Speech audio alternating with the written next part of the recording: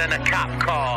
Just know when you hear the name, I got far, bigger than a rock star. Don't get me wrong, there's rock stars on the block that made it and they thinking that they famous, but they not. I call this, the chapter in the Guinness book.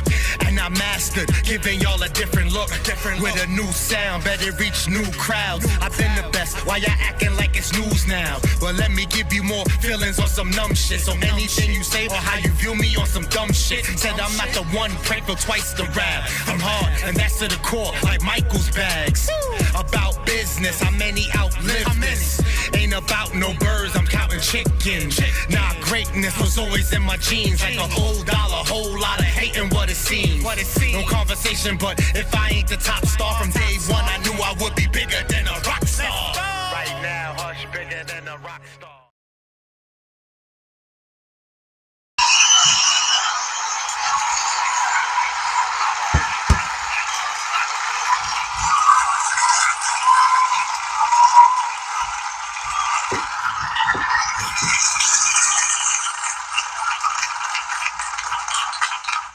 Welcome to another edition of Tell It How It Is, No Filter. I am Voice of Reason. Thanks for joining me. How y'all feeling?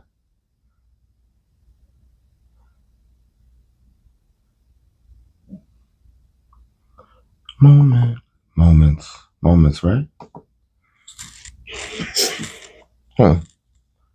In over 53 years, the Knicks have won a championship. That's big. I won't stay on this too much, but I was one of those that didn't see it happening in the lifetime of me living that the Knicks would win a championship. It is big. It got us feeling like we all won a championship, like we was out there balling too. And, that is something at least we could hold for a second that's positive and uplifting, for real. Our city. You know what I mean? I don't know how long that lasts, how long that hits, but that's something positive for sure. So salute to the Knicks. Good job, guys. Let's not jump the gun with a repeat, right? Let's just enjoy this moment. That is dope. All right? But let's get right to business. Taking all emotions out decision making. Does that really make you what's the word I'm looking for? Does that make you either too carefree or the not give a fuck? What is that, like arrogant or whatever? Does that make you any of these things? Or is it a logical, effective approach? Now, of course, in business, that who cares how that's judged or viewed? But in your personal life, in your leisure, maybe not so much. Believe it or not, though, it might still be effective using this in all areas. Because sometimes, unless you have a really good balance, because sometimes, you know how much your work life, based on how hard you go, trickles into your personal in a negative way. Meaning, you so don't care and you so diligent, grind time, that now in your personal, you may have expectations, over expectations for things. And now emotions are used because it's not business and you're trying to get your regular life right. Sometimes that could get tricky. But this balance I talk about is good. But sometimes the balance slows the grind up. Because if you try to balance everything, if you're at like a 60% level of how you handle things, that might work in personal to have, semi expectations, but not a lot. And then in your business, you're using that same approach and you probably won't get far. You won't get to that elite level. So can you be like this stone cold in business and stone cold in personal may not work either, because you got to give up a little. You know what I mean? You can't be always on 10 or too non-emotional. You can have a slow emotion. Check that out, LP, on all major platforms. Hush. Make sure you hit the notification bell for Voice of Reason and F on YouTube. But yeah, that's a self mission. How do you work this out? Per individual. For me, I try to do the balance thing with work and personal. But I think I find myself more stone cold in the personal, and like that balance in business kind of set in my ways already. You know, when you with an organization for however long, a decent amount of time, yeah, it seems as if you do get complacent. You know, the hunger dies down, but you're still performing at levels that get you paid. So you're looking at it like, you know what I mean? You may extend the love, extend the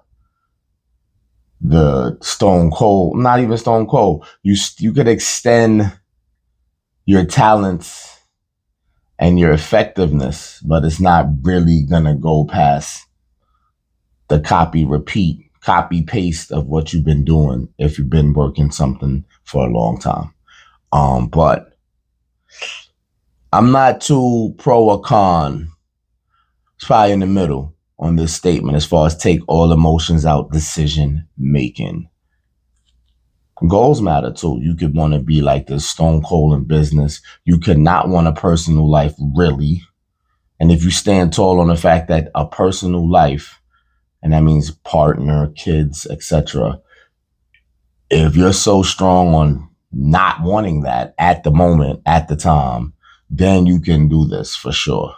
You know, it's hard to be this with either a partner or a child, even if, you know, you have a child and you're not with the partner, or you don't currently have a partner. You know that formula, though, you like, or you've been comfortable having that type of life. You're not going to really be able to be stone cold all around. And it's not for me to judge whether that's really great and effective to use all around. But in business, sure. But the balance is always safe. You know, anytime you have a proper balance that you feel safe in what happens, right? That's that. Base dating selections on lifestyle. Man, fellas, I'm talking to just you, clearly. It's the obvious. If you had a hard fall and you're just now getting back up on your feet, maybe you shouldn't date at all. Maybe. The chase is the chase, though. We be needing, you know what I'm saying? I mean, you know, not to be immature about that. You should place your priorities different based on how much of a fall off you had. You know what I mean? Some people don't care, though. They could be rock bottom and they still chasing. If you sorta got things back in order, you can still fall back for now. But let's just really pick this apart the right way. If you are not a baller, if you're not in Forbes, if your network can't be Googled, you probably shouldn't jump. You know, social media is very tricky. We all have access to see and reach people in ways which we have never.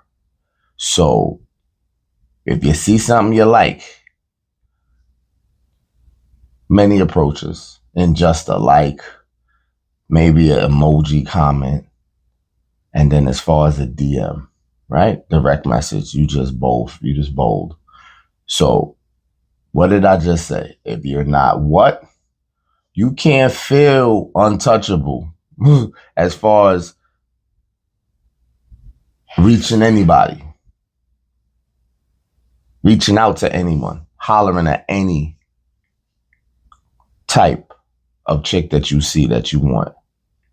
I'm being real here. Like you listen, I don't have to make sense and you could do what you want.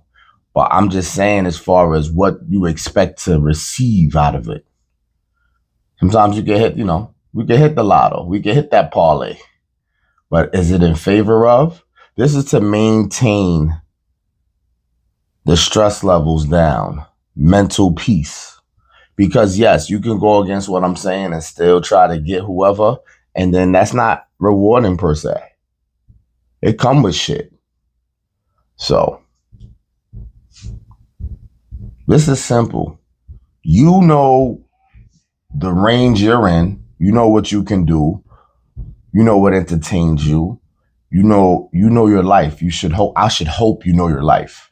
So all I'm saying is choose someone that can be in that without you having to do too much adjusting to please them.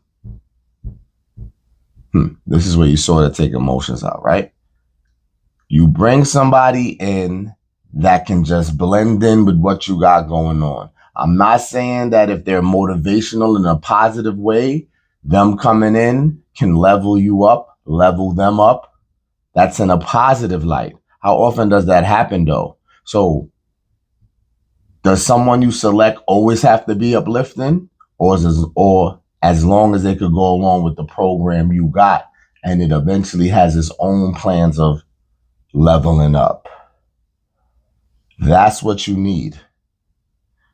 Because you don't realize how much you think you know what you want or you think you know what you want to chase.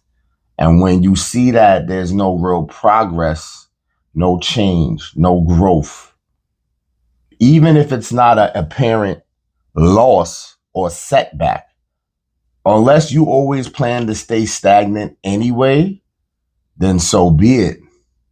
But it is dope if you find somebody that could give that little push or motivate and to get you on your way and you already was planning for the top. That's dope. But at least at the minimum, bring someone in that doesn't alter you too much, especially if it's not positive. Know your lane. If you sell drugs, you know the type of chicks you should be after. No judgment. If you're a regular base salary, simple, nothing crazy, then you should go after simple, nothing crazy. We have a problem with thinking we're on a level that we actually not. It's good. It's cute to know that you think you're that more than what you is. Sometimes you think it, so shall it be. But life punches you in the gut. Like you really not what you thought you was. So take heed. Take heed. All right, calm curving hits harder than aggressive ones. This is just for shits and giggles. This is not game changing or life changing. Fellas, when you holler, what irritates more? We take a poll on this. Let's survey this up. You approach a woman. What hits harder? Is it the nah, I'm good? Or is it I'm good? That thing on Facebook, the people them with the guys with the fancy cars, the real, expensive looking vehicles, and they approach the woman. It's on Facebook. I don't remember the name. They approach women, and women aggressively curve them. Then they see them get in the car and they come running back. It's funny. That's a little off topic though. But I used to always ride with the fact that if I just get the calm curve, that's cool versus the aggressive one. But now I'm not sure because, being voice of reason and all, I feel like there's a hidden gem in the aggressive curving. The aggressive curving may mean they actually can't holler at the moment, but they may want to. The calm curving is more, that's the decision. I don't think there's any debate. You're in a situation or you're not that type. So that calm on the low hits harder because if we all hate rejection and we all think, again, we hot shit. So the calm curve hits a little harder in my opinion because I feel like that's a clear, concise, emotionless decision. They not with it. They got somebody. You're not that type. You're not that type. The aggressive curve, I feel, is animated, tainted. Something may be in there. Like, why are you so aggressive? You're not happy with yourself, or you know what I'm saying? So it places the issue, it places the flaw on that person. At least in your mind, you do that. May not be, you know, agreeable amongst many. But I feel in my mind, I could relate. I could, you know, the aggressive curve is like, all right, it's not me.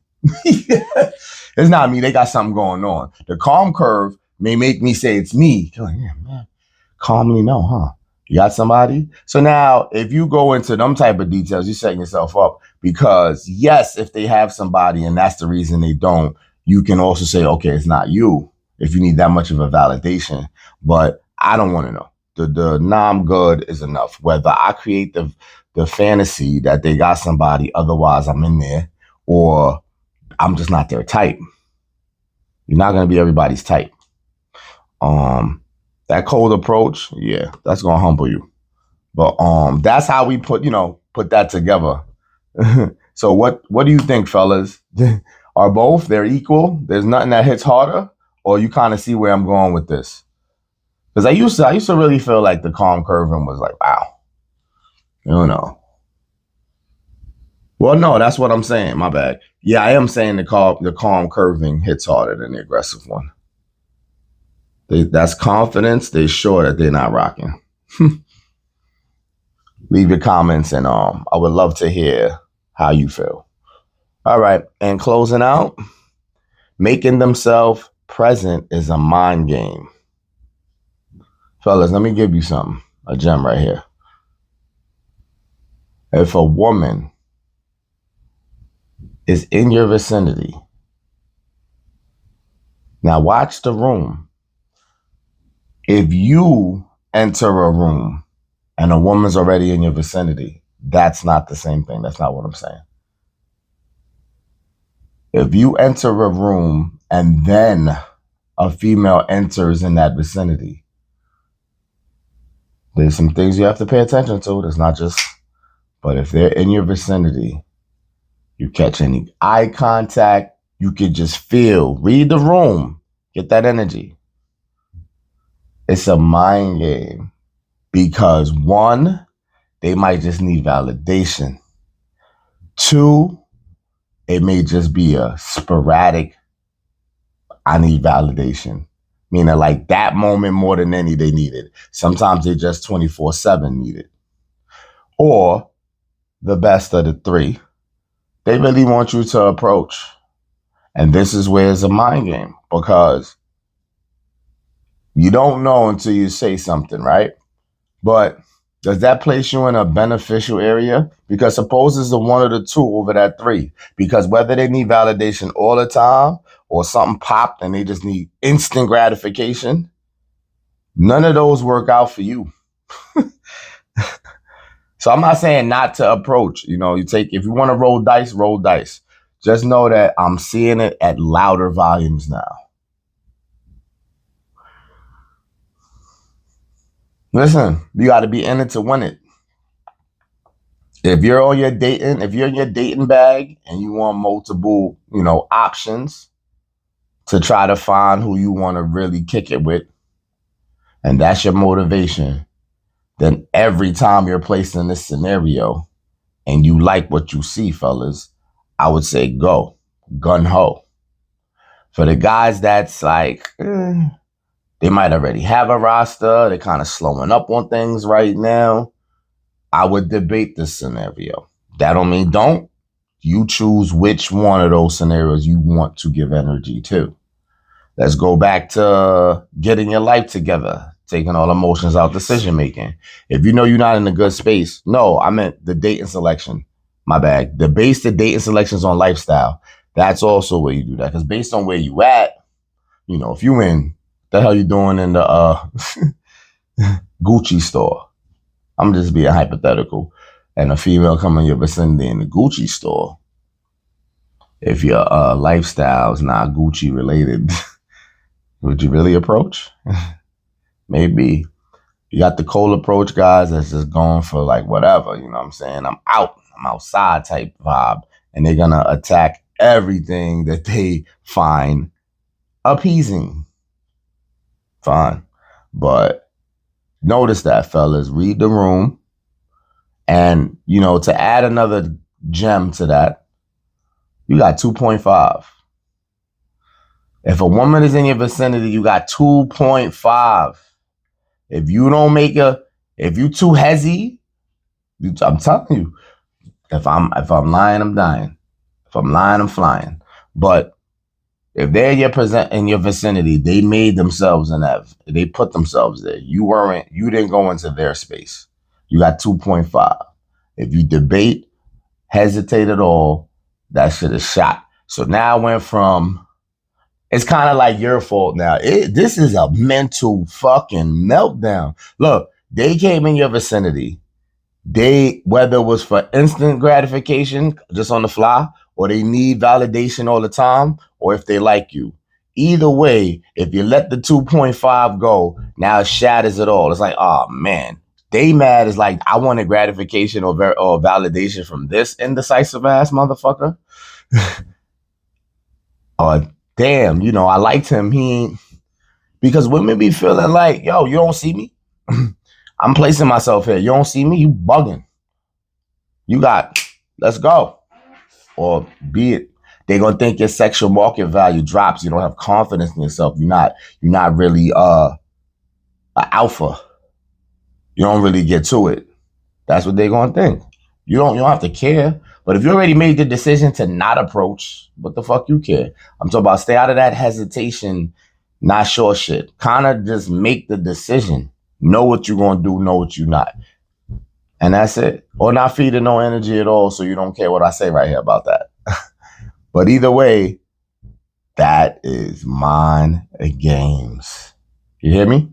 So, till the next time, you know my 3 Ps. Stay positive, stay progressive, and stay pushing. Peace.